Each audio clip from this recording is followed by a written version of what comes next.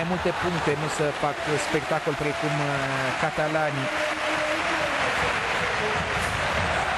Eu nu vreau să fiu în ton cu moda. Angel Di Maria. Di Maria, mingea rămâne cu noroc la el, scoate la margine pentru Cristiano Ronaldo, centrarea lui Ronaldo pentru golul lui Gonzalo Higuaín. Gol Real Madrid, gol Gonzalo Higuaín. Este cel de-al treilea gol din actuala stagiune pentru atacantul argentinian. Gonzalo Higuaín îl egalează pe Cristiano Ronaldo și iată un gol care a avut la origine un jucător argentinian și care la finalizare găsește un alt atacant din țara tangoului, Gonzalo Higuaín. Di Maria a trimis în flancul stâng pentru Ronaldo și centrarea sa a fost finalizată cu gol de Higuaín. Cât de bine a descris acest arc Ronaldo, o boltă perfectă peste toată apărarea Malagăi. Wellington este depășit și Higuaín înscrie simplu la colțul lung. Galato este învins. 1-0 pentru Real Madrid, care în acest moment acumulează 17 puncte și este nou lider din Primera División cu un punct peste Barcelona.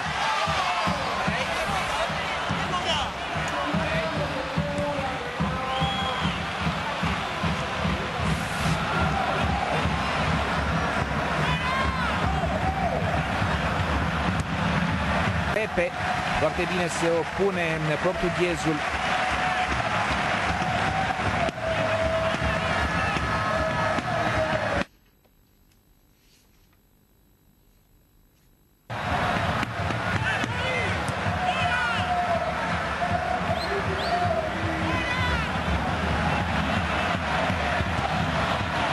Pierd ușor cei de la Malaga, un balon recuperat de Mesut Özil, încearcă să se demarce Cristiano Ronaldo, Mesut Özil pătrunde careu, Mesut Özil pentru Ronaldo, gol!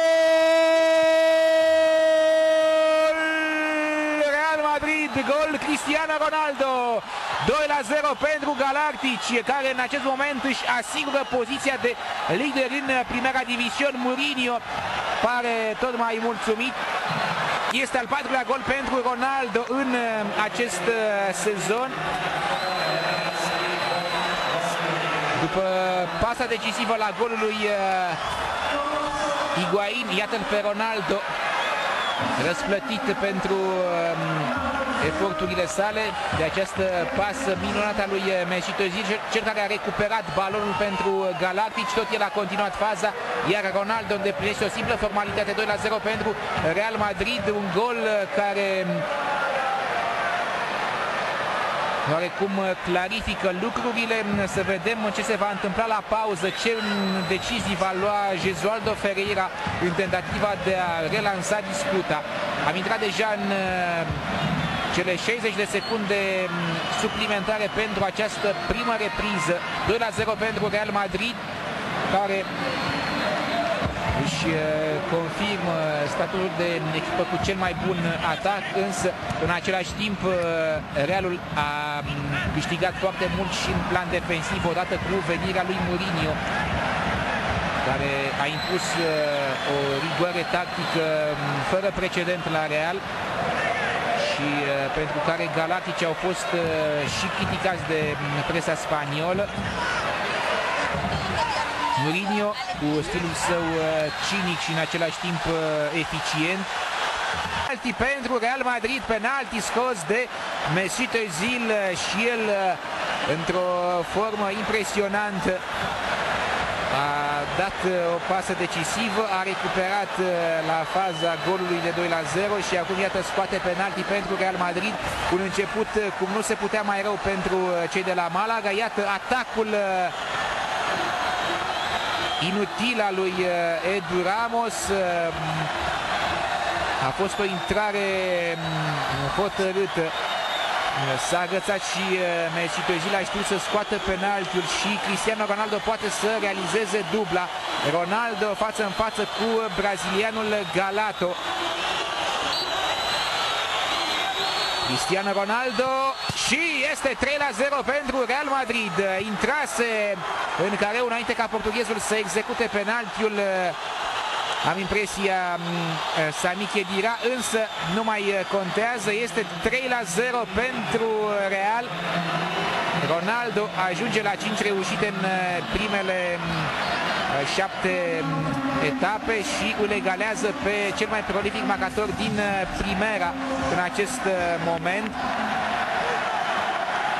Brazilianul Nilmar de la Villarreal, care va juca însă luni seara contra lui Hercules Alicante în direct pe DigiSport Plus de la ora 22. Într-adevăr, pare să fi intrat într-o zodie fericită Cristiano Ronaldo. O lovitură greu de suportat.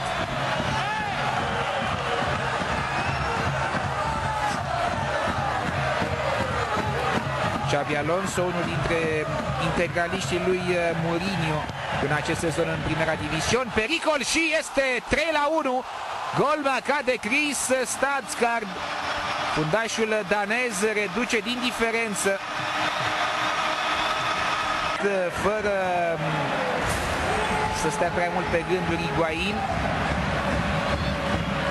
O execuție care, dacă ar fi prins spațiul porții, probabil s-ar fi transformat într-un super gol.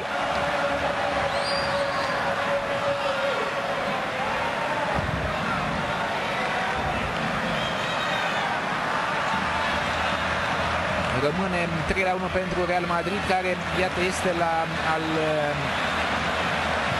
doilea meci consecutiv în Primera în care primește gol. Cristiano Ronaldo pentru Higuain. Higuain! Gol! 4-1 pentru Real Madrid, dublă și pentru Gonzalo Higuain.